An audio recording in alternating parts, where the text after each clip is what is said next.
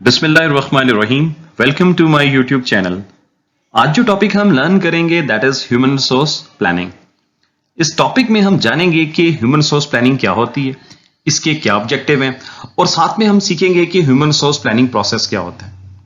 ये टॉपिक ना सिर्फ स्टूडेंट्स के लिए इंपॉर्टेंट है for examination point of view, बल्कि उन तमाम लोगों के लिए जो ऑर्गेनाइजेशन में खासतौर पर ह्यूमन रिसोर्स डिपार्टमेंट में काम कर रहे हैं, जिनको ऑर्गेनाइजेशन में एक बैलेंस एचआर इन्वेंटरी को इंश्योर करना होता है।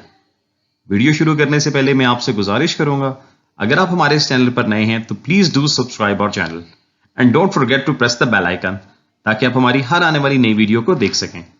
आइए अब हम सीखते हैं ह्यूमन रिसोर्स प्लानिंग। सबसे पहले हम जानते हैं कि प्लानिंग का मतलब क्या होता है। Planning means deciding in advance what to do and how to do. It is about future course of action. It is one of the basic managerial function. देखिए, प्लानिंग का मतलब है फ्यूचर कोर्स ऑफ एक्शन, यानी कि अगर आपने कोई भी काम करना है तो इस हवाले से पहले से ही तय कर लेना कि वो काम कैसे किया जाएगा, क्या तरीकेकार अडॉप्ट करना है, कौन उस काम को करेगा, कितनी देर में करना है, क्या रिसोर्सेज चाहिए उस काम को करने के लिए, किस रिसोर्स को कैसे यूटिलाइज करना है, ये सब कुछ पहले से तय कर लेना प्लानिंग कहलाता है। यहां पर एक बात आपको बताता चलूं कि विदाउट प्लानिंग अगर आप कोई भी काम करते हैं तो याद रखें कभी भी आप डिजायर रिजल्ट्स हासिल नहीं कर सकते, क्योंकि आपने ये तय ही नहीं किया हुआ कि आपका टारगेट क्या है, किसको आपने अचीव करना है और आपने अपने किस रिसोर्स को कैसे यूटिलाइज करना है। हर ऑर्गेनाइजेशन की ये ख्वाहिश होती है कि वो कम से कम यूटिलाइजेशन ऑफ रिसोर्सेज, कम से कम वक्त में वो मैक्सिमम आउटपुट हासिल करे, मींस कि वो अपना अल्टीमेटली गोल जो है वो अचीव कर ले। ये तब पॉसिबल है जब आप एडवांस में ही प्लानिंग कर रखेंगे। प्लानिंग जो है वो वाकई एक मैनेजरियल फंक्शंस भी है और सबसे पहला प्राइम फंक्शन है, जिसमें एक मैनेजर जो है वो सबसे पहले देखता है कि हमारा टारगेट क्या है, क्या हमने अचीव करना है, फिर उस टारगेट को, उस गोल को अचीव करने के लिए उसको किस किस्म के रिसोर्सेज रिक्वायर्ड है और वो रिसोर्सेज कैसे इस्तेमाल करेगा। अगर स्पेसिफिकली बात करें ह्यूमन रिसोर्स के हवाले से तो उसको फिर किस किस्म के लोग चाहिए, क्या एक्सपर्टीज होनी चाहिए उनके पास, और उसने उन रिसोर्स को क्या काम देना है, कौन आदमी क्या ड्यूटी परफॉर्म करेगा, ये सारे मामला पहले से तय कर लेना प्लानिंग कहलाता है। अब अगर हम बात करें ह्यूमन रिसोर्स प्लानिंग की, तो किसी भी ऑर्गेनाइजेशन में जो ह्यूमन रिसोर्स प्लानिंग है वो उस ऑर्गेनाइजेशन का एचआर मैनेजर करता है, क्योंकि HR manager human resource planning करते हुए यह देखता है कि ऑर्गेनाइजेशन में कितनी तादाद में ह्यूमन रिसोर्स मौजूद है, कहीं वो सरप्लस तो नहीं है या वो कहीं कम तो नहीं है, क्या वो सब एम्प्लॉय अच्छे तरीके से अपना काम भी कर रहे हैं या नहीं, उनकी परफॉर्मेंस कैसी है, क्या उनकी परफॉर्मेंस से ऑर्गेनाइजेशन का गोल भी अचीव हो रहा है या नहीं हो रहा। फिर वो मजीद देखता है कि ऑर्गेनाइजेशन अगर एक्सपैंड कर रही है तो उसको फ्यूचर में कितनी ह्यूमन रिसोर्स की जरूरत पड़ेगी।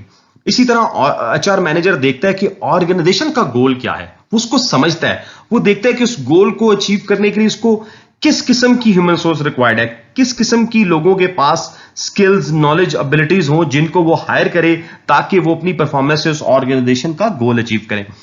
मजीद ह्यूमन रिसोर्स प्लानिंग में एचआर मैनेजर देखता है कि अगर कोई इंप्लॉई सपोज छोड़कर चला जाता है, कोई रिजाइन कर देता है या किसी को टर्मिनेट कर दिया जाता है या फिर कोई रिटायर्ड हो जाता है, इवन देन कि अगर किसी की डेथ हो जाती है, तो इस बात की प्लानिंग भी वो पहले से तय करके रखता है।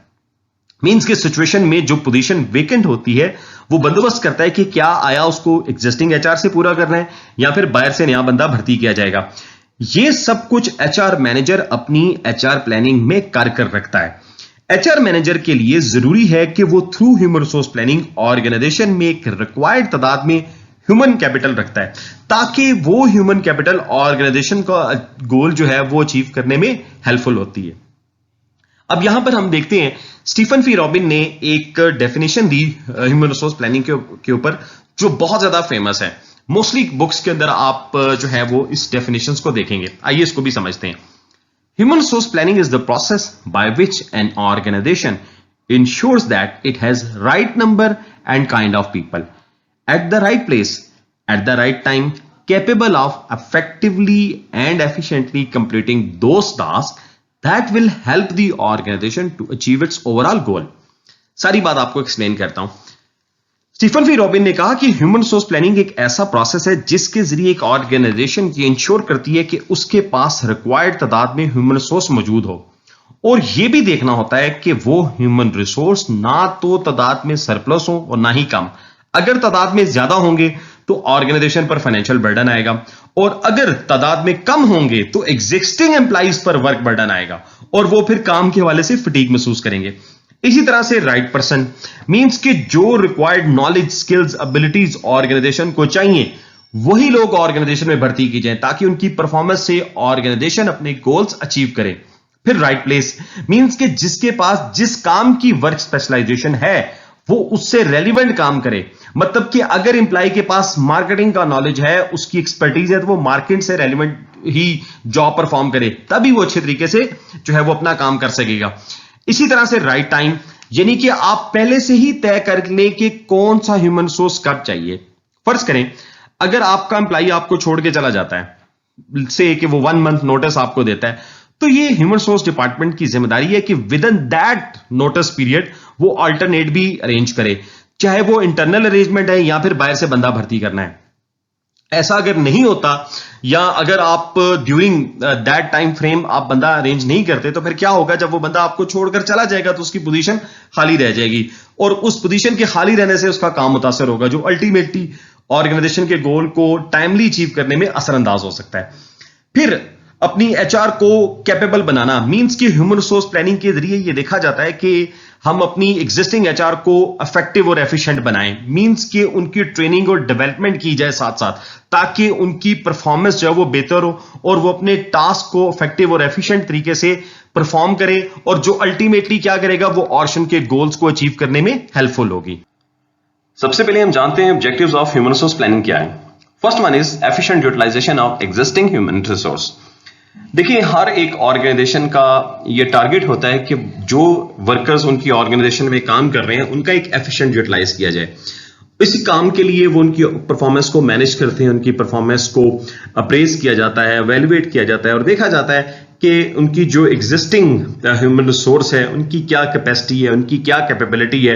अगर कोई अपनी स्किल्स में लैक कर रहा है तो फिर उसके मुताबिक उसको ट्रेन किया जाए और जो अगर अच्छा काम करें तो उनको फिर फ्यूचर प्रोस्पेक्ट्स के लिए वो डेवलप करते हैं। तो इन तमाम मामलात की पहले से प्लानिंग करना ये ह्यूमन रिसोर्स प्लानिंग का हिस्सा है।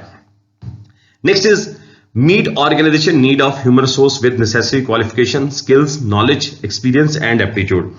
ह्यूमन रिसोर्स प्लानिंग करते हुए इस बात का ख्याल रखा जाता है कि ऑर्गेनाइजेशन की ह्यूमन रिसोर्स के हवाले से क्या नीड है, मतलब कि ऑर्गेनाइजेशन को कौन सी ह्यूमन सोर्स रिक्वायर्ड है, क्या नॉलेज, स्किल्स, एबिलिटीज जो हैं उन्हें चाहिए फ्रॉम ह्यूमन रिसोर्स, ताकि लोगों को रिक्रूट करते हुए इस बात का ख्याल रखा जाए। Fulfil need for replacement of human resource, replacing old, retired और इनएफिशिएंट वर्कर। देखिए ऑर्गेनाइजेशन को जब भी ह्यूमन रिसोर्स की रिप्लेसमेंट की जरूरत होती है तो उस वक्त ऑल्टरनेट पहले से मौजूद होना बेहद जरूरी है ताकि उससे ऑर्गेनाइजेशन की परफॉर्मेंस के ऊपर कोई फर्क ना आए। फॉर एग्जांपल अगर कोई एम्प्लॉय जो है वो छोड़ के चला जाता है, रिटायर्ड हो जाता है या अपनी इनएफिशिएंसी की वजह से उसको टर्मिनेट कर दिया जाता है तो उसके जाने से गैप पैदा ना हो। अगर गैप पैदा होगा तो अल्टीमेटली ऑर्गेनाइजेशन या वो पर्टिकुलर डिपार्टमेंट जो है वो सफर करेगा। हाँ, अब ये भी आपने पहले से तय करके रखना होता है कि आया वो डेफिशिएंसी जो है वो आप इंटरनल प्रमोशन से या इंटरनल रिक्रूटमेंट से पूरी करेंगे या फिर बाहर से नया बंदा लेकर आना है। तो इन सब की एडवांस में प्लानिंग कर ली जाती है। Next is identify gap between human resource demand and supply. Human resource planning का एक ऑब्जेक्टिव ये भी है कि इसके जरिए एक गैप आइडेंटिफाई कर लिया जाता है between human resource demand and HR supply. मतलब कि ऑर्गेनाइजेशन को कितनी ह्यूमन रिसोर्स की जरूरत है और कितनी सप्लाई जो है, कितनी इन्वेंट्री उनके पास मौजूद है ह्यूमन रिसोर्स की, और मजीद उन्हें फिर मार्केट से कितने बंदे चाहिए। तो यह भी देखा जाता है, मार्केट स्कैनिंग भी की जाती है कि मार्केट में किस किस्म के लोग हैं, उनके पास क्या वो रिक्वायर्ड स्किल्स, नॉलेज, एबिलिटीज हैं जो ऑर्गेनाइजेशन को रिक्वायर्ड है। तो जब ये सारा काम होता है, ये सारी इंफॉर्मेशन आती है तो मैनेजर को बेसिकली गैप पता चल जाता है between human resource demand and supply. फिर वो उसके अकॉर्डिंगली जो है अपनी एचआर प्लानिंग करता है। Next is meet needs of expansion and diversification of an organisation.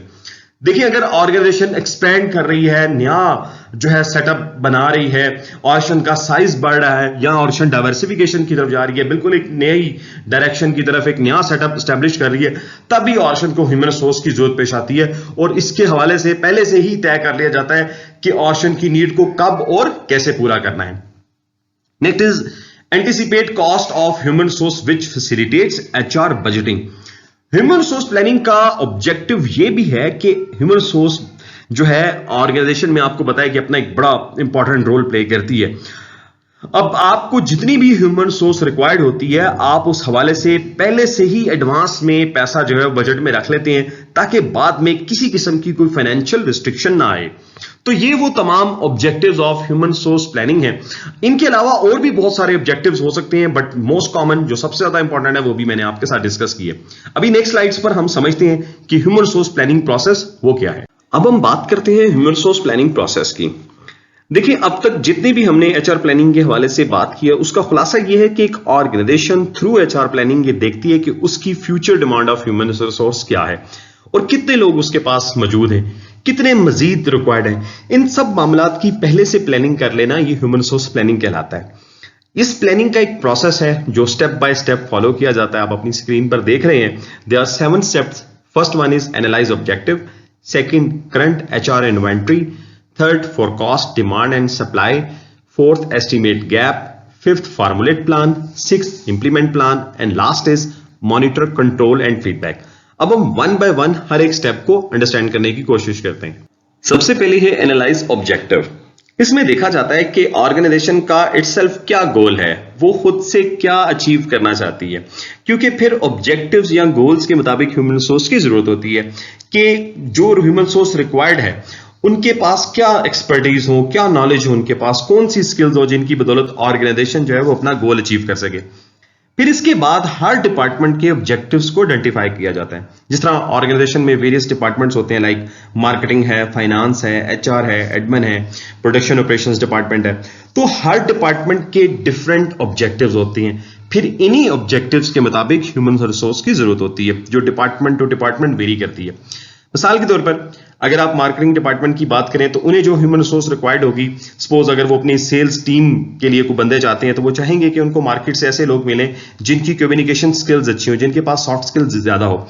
वेरेज अगर फाइनेंस डिपार्टमेंट की ह्यूमन रिसोर्स रिक्वायरमेंट को देखें तो वो चाहेंगे कि उनको वो लोग मिले जिनकी हार्ड स्किल्स ज्यादा हैं, जिनके पास फाइनेंस के हवाले से एक्सपर्टीज है। भले उनके पास कम्युनिकेशन स्किल्स अच्छी ना हो, लेकिन उनके पास फाइनेंस के हवाले से एक्सपर्टीज जो है वो अच्छी होनी चाहिए। तो इसी तरह से हर डिपार्टमेंट की ह्यूमन सोर्स रिक्वायरमेंट जो है वो डिफरेंट होती है। एचआर प्लानिंग करते हुए इस एस्पेक्ट का भी ख्याल रखा जाता है। अब डिफरेंट ऑब्जेक्टिव्स हो सकते हैं डिपार्टमेंट्स के, फॉर एग्जांपल नए लोगों को रिक्रूट करना, अगर सरप्लस है तो उनमें से फिर लोगों को ले ऑफ करना या टर्मिनेट करना, या अगर ऑर्गेनाइजेशन का अपना सिस्टम ऑटोमेट हो रहा है तो इस सिलसिले में नंबर ऑफ एम्प्लॉइज को कम करना, या फिर जो एग्जिस्टिंग एम्प्लॉइज हैं उनकी ट्रेनिंग एंड डेवलपमेंट एक्सेट्रा। तो फाइनली हर डिपार्टमेंट के ऑब्जेक्टिव को एनालाइज करने के बाद ह्यूमन रिसोर्स डिपार्टमेंट अकॉर्डिंगली अपनी एचआर प्लानिंग करता है। Second step is current HR inventory.